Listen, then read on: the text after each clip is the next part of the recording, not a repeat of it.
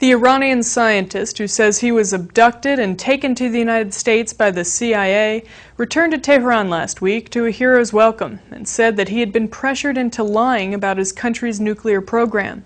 He says he was offered $50 million to stay in the United States. Shahram Amiri says that he was on the Hajj pilgrimage when he was seized at gunpoint in the city of Medina. He says he was then drugged and taken to the U.S., where he says Israel was involved in his interrogation. In the United States, officials were reported to have admitted that Amiri was paid more than $5 million by the CIA for information about Iran's nuclear ambitions. I was abducted in Medina in front of my hotel by U.S. and Saudi intelligence agents and then transferred to an unknown location in Saudi Arabia. They injected anesthetic drugs into me. They took me to the United States on a military plane. During my stay in the first 2 months, I was subjected to heavy psychological and mental tortures by CIA interrogators.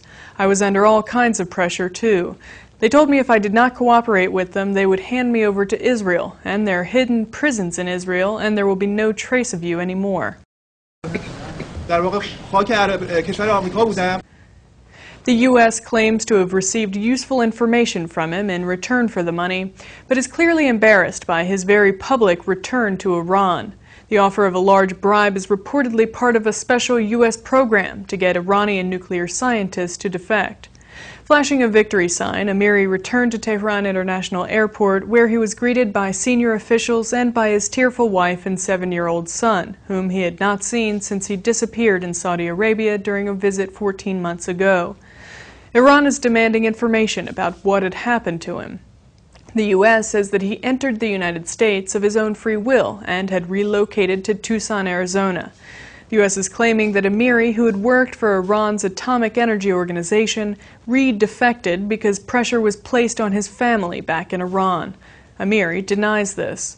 Officials suggested that Iran had used his family to get him to leave the United States. Amiri said at Tehran Airport, quote, "Americans wanted me to say that I defected to America of my own will, to use me for revealing some false information about Iran's nuclear work.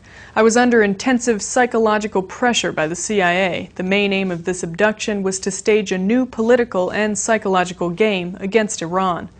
Former CIA counterterrorism official Philip Giraldi told Interpress Service that CIA sources familiar with the Amiri case say he told his CIA handlers that there is no Iranian nuclear weapons program.